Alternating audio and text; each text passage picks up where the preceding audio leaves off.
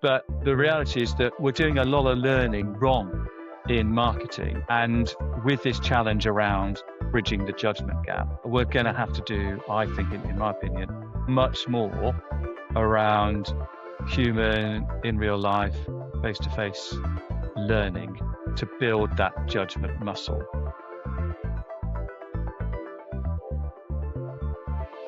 We just wanted to say a big thank you for everyone who's watched so far, everyone who's subscribed. And if you haven't already subscribed, we'd really appreciate it if you could just give us a little click somewhere on the screen. And we hope you enjoy this week's show.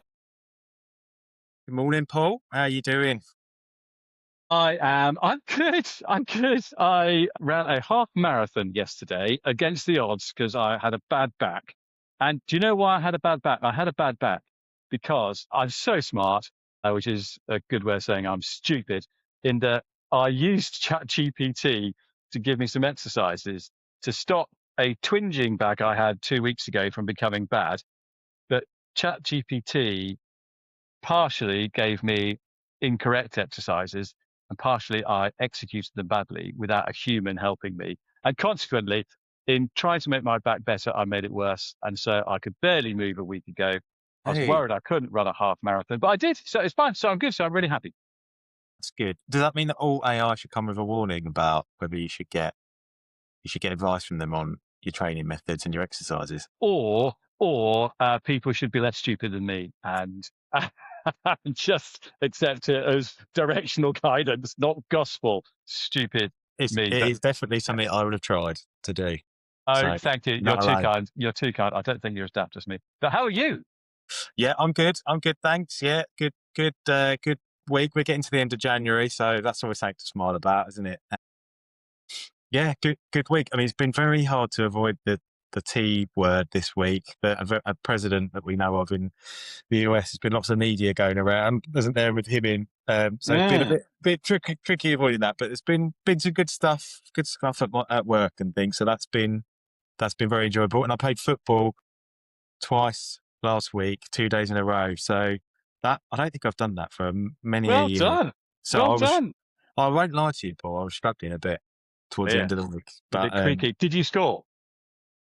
I did score. Yeah, we had Tuesday night was we were 2 goals down and we scored 2 in the last 2 minutes. I scored the all important goal to get us back in it. So get in. Yeah, that was good.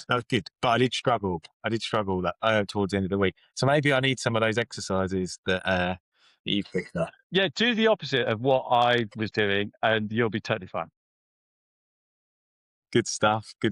And you're back in the UK now, by the looks of it.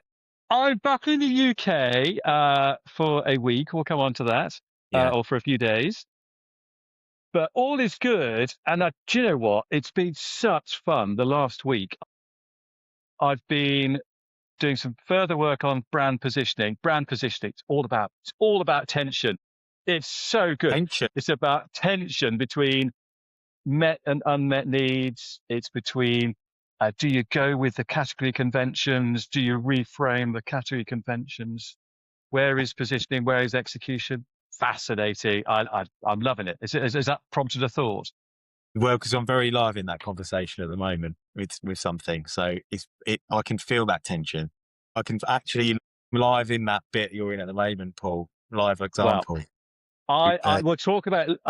I talk about it now if you like, but yeah. I've likened it to a bit of music, and maybe it's only me, but when I'm listening to music, sometimes classical music in particular, when it resolves, you get a sort of a tension in the music and it resolves. That's what you're looking for, and it's so good to get to grips with that and play around with that. Do you know what? I'm really enjoying the process of seeing the gap and what you could possibly do. That tension you're talking about, I can almost see the gap opening and like ready to jump in. So I know that feeling. I can imagine that feeling once you've jumped in and you found that gap and that space, and you've released the tension and you explore it. I'm looking forward to that bit. Okay, we're gonna have a longer conversation about this. So I've been doing that. I've also been doing some fascinating stuff around team, mission, vision, promise to the business. That is really, really fascinating. And also, I'm so lucky. I've been asked to do a thing around storytelling with data and really getting into the what is it that makes a difference between an effective story and a poor story. And it's all about how you get the data to argue with the story and the story to argue with the data. And when you eventually get to a point of resolution, you've then got something that stacks up and you can support and justify and can be used to support a decision. So yeah, it's been a brilliant week thinking about this stuff. You're doing lots of interesting bits. It's brilliant. Yeah. It's brilliant. And then once it's all written, then one gets into the teaching and sharing and working with it. So yeah, it's been good. How about you? We had. Do you have ever had those meetings where you come out really energized? So you're looking at your plan for the year, you're talking about your campaigns, and then you're seeing all these bits like these products and other activations that are happening, and everything kind of comes together. You kind of have this really great brainstorm. You kind of sticking things on the wall, kind of mapping things out. I had a really good meeting this week, a planning meeting about some of our campaigns and activations across the week. And there's nothing like it for just coming out and feeling really energized from those things, really Oh, clear that's about what you're good. going to do. So Yeah, we had one of those this week. So I feel very pumped and excited for the year. excellent, excellent. We'll Yeah. talk about positioning later Yes. on, I suspect. And Yes. what have you seen? What have you seen in the world of marketing? Actually, Paul, I think our algorithms on LinkedIn must be sending us the same stuff the more we talk or the more we share and comment on each other's things. Does that mean are we in an echo chamber? I think Dear, maybe we're in an echo chamber. Well, it was actually your post, I think, about the consultancy thing you went the to. capability forum. Yeah, yeah. Yeah. And I think your comment was about how there's less kind of entry level roles now, isn't there? Just generally across the board, not just in marketing. So my question I've just been asking myself, and it's not just this week, but I've been kind of in the back of my mind percolating is, what does that mean for kind of mid-level marketers in the future? So, you can learn the fundamentals, kind of, you can do your courses, do your CIM, do your mini MBA, but actually learning on the job of how marketing works and the different ways you apply it.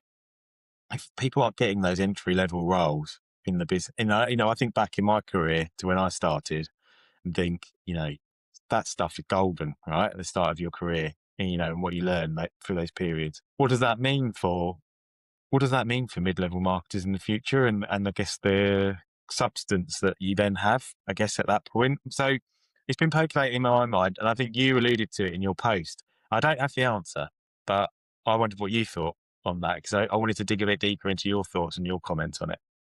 Well, it is fascinating. The e-consultancy capability forum is brilliant. Paul Davis does a great job of hosting those, and he always has a good panel and a good debate.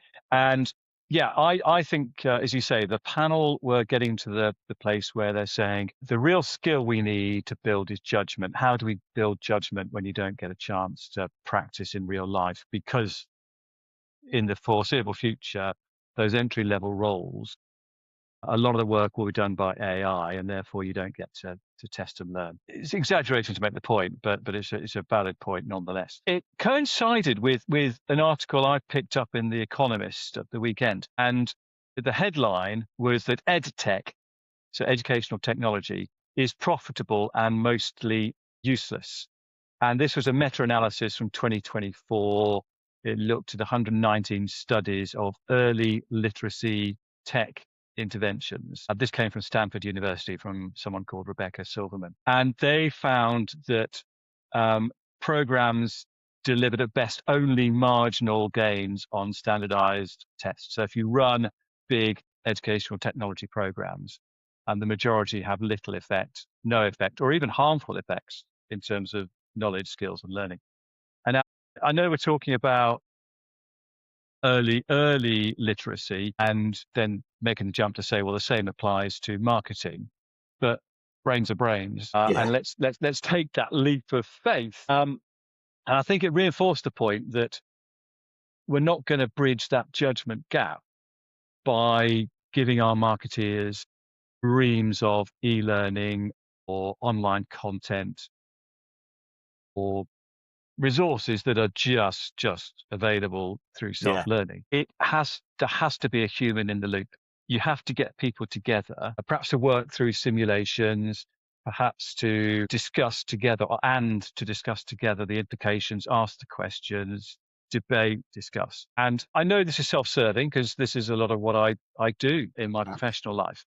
But the reality is that we're doing a lot of learning wrong in marketing. And with this challenge around bridging the judgment gap, we're going to have to do, I think, in my opinion, much more around human, in real life, face to face learning to build that judgment muscle, because I don't other ways of doing it. Now, like you, I'm not set on the exact formula, and there is a place for ed tech or learning tech to act as reminders, to flatten the forgetting curve, Yeah. to remind people of what they've learned. But that there needs to be more human input in helping people build those skills. Do you think that's really interesting, Paul? Do you think there's a risk here that we're not woken up to about, that we'll maybe in a couple of years we'll realise actually people aren't getting that learning or having those discussions in the right spaces around the kind of marketing fundamentals, or the courses that they're going on, and so actually he could end up with a really big judgment gap in a few years' time, and it could be a bit of a problem, so to speak. I don't know. What do you Yeah, think? Yeah. I think that's true. I think that's true. The issue is that it's an enabler and it's a barrier. It's an enabler in that if you've got people who've got good judgment, then you can automate more or use AI more Mm, with confidence. yeah. But equally, if that judgment's not there, it's a barrier to bringing that organizations need to work on that judgment in parallel to deploying the tech, so the two can work in harmony. The danger is that one forces the tech in, and in the absence of judgment, you get some strange answers. I mean, in a very practical way, I mean, we aren't talking here about automated campaign No. development and deployment. It can be as simple as, if people in your organization are using Copilot or Gemini or ChatGPT every day, if they're using it incorrectly and they're just looking at it as whatever it says is the right answer, they're going to be like me. They're going to get their bad back's going to get worse. Their Yeah. marketing is going to get worse because they need to apply that judgment to say, well, what's the question I'm really looking for clarification on? And having got the answer, do I really trust the answer? And do I feel comfortable making a decision based on the answer given? Yeah. Yeah. I know what you mean, and because I do worry there is a bit of a point at the moment where, and probably at all different stages we've been guilty of this, but we get jumping on the kind of tech bandwagon and thinking these things are going to solve lots of problems for us, and we're going to be able to do things much quicker. And we could just ask AI how we do this thing, and it will come out with the answer. And I've chatted about this with someone this morning, actually, on the queue on the way to school, about how that human judgment and experience and understanding of what's worked before, or how you've applied things before and learned, is so valuable. And actually, we really need to think. We really need to think now about how we bridge that gap. And not to plug your skills, Paul, but obviously you're thinking about this, aren't you? But Yeah, I just wonder how yeah. organisations should be thinking about this a bit more, because I'm seeing it. The lack of entry level roles that is a bit of a worry. I wonder what we can do about it. But maybe that's a question we can keep coming back to. Or if someone out there So I has got suspect. a Look, solution. please do keep on plugging my skills. That's totally fine, Warren. Yeah, yeah, I will. Mate, always, Paul, always. On a slightly lighter note, actually, this week, I love movies. I love going to the cinema, and I was listening to a podcast about. Have you seen the film Marty Supreme? I have seen the trailers. I haven't actually seen it. It's Timothy Chalamet. Chalamet. Yeah, I've not seen it either, but actually want to. The marketing's worked on me effectively. I just haven't gone around to seeing it yet. But I didn't realise actually how creative that they've had to be to promote that film. I mean, they've got quite a decent budget, and they've got it's produced by A24, which is like an independent kind of filmmaker. It's been around for a few years. I think it's now their highest grossing film that they've had, but they've had to be, well, they've been really creative with how they did their marketing. So they've come out of all this kind of viral led marketing through Timothy Chalamet, the lead actor. I think they did like a mock Zoom call from Office style where he was coming up with these ideas for marketing. Oh, yes. Yes, I saw that. Did you see that? I think there was a big Yes. comment about it, marketing week and things like that. Yes. Very playful, very clever. I think that kicked things off actually, and then from there they actually did some of the things that he was kind of joking about. So I think they had like a big orange blimp that they used. That they used this orange car the whole way through their marketing. They did like merch that was all orange. He's wearing kind of the merch on interviews he's doing, and it's kind of got the name of the film. It's been really, it's kind of caught the zeitgeist. It's been really Yeah. effective. It just got me thinking, back in the day, these big studios, you think back to like Jurassic Park or something like that, they had massive budgets, they do loads of TV advertising, do loads of posters in the street, and it was kind of straightforward. Actually, I wonder if it's leveling the playing field a little bit, with the way the world is now, that these independent films can actually make a bit of an impact if they do things cleverly. It might be the blueprint that they've set for the way things going forward. I know it was all the stuff around Barbie a few years ago and how well they did things, but they had much bigger budgets. But I just wonder whether that's the way that cinema might be saved in the future, is kind of through really clever viral marketing. You think about Blair Witch back in the day, everyone used to go on about that, didn't they? And how clever they did their marketing, and they were the first to use a website, Mm. that kind of thing. So yeah, I just wanted to comment on that and actually think, this could be something we see a Yes. bit more of. I wonder about that. I do remember listening to someone several years ago, and they were talking about viral marketing, and they said, look, at the end of the day, the brands with the biggest budgets, their content will go viral more often than the brands without the budget. So Yeah, interested. Yeah, the yeah. suggestion there was that you can kickstart the viral thing. But I wonder if that's still true. Mm. And so you do make a good point. I wonder if actually there is a democratization, and social media channels are such that small can become I suppose, big quite easily. I don't know. I suppose, I suppose you're right. Like, they did have a budget. They still had millions and millions of pounds right in the bank to spend, and they had a really good lead star who was willing to get involved and Mm. kind of do this stuff. That won't be the case with every film, right? But and he's got a lot of traction and is well known, right?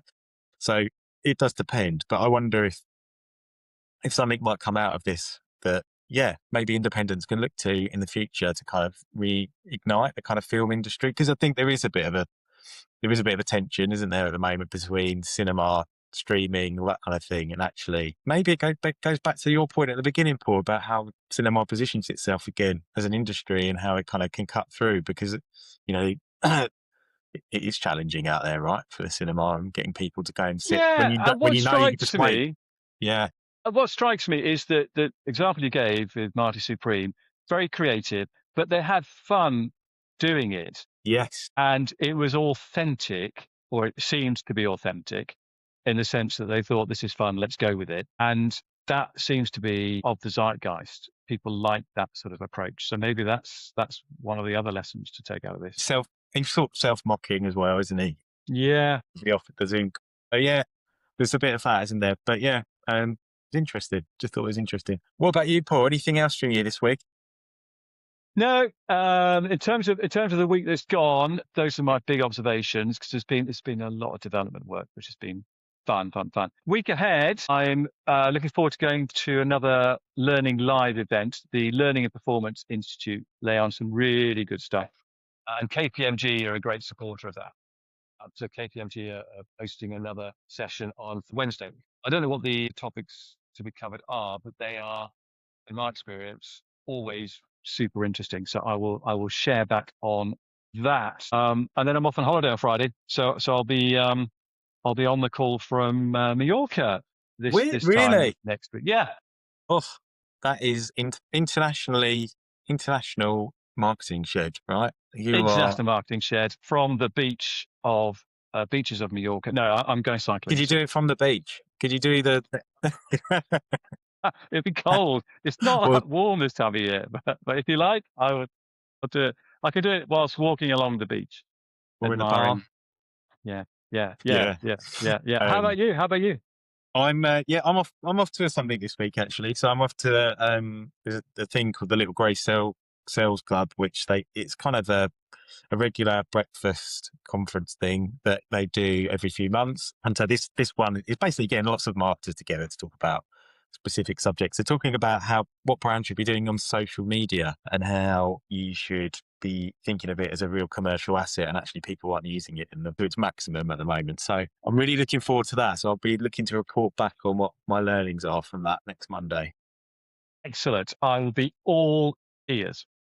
Great stuff. Great stuff. Great stuff, Paul. Well, I hope you have a good week, and I hope you are excited. We keep working on this brand positioning stuff. I'm looking to hear more about that as you find out more. And have a safe journey to Mallorca. Thank you. Take care. Great to catch up. Thanks, Paul.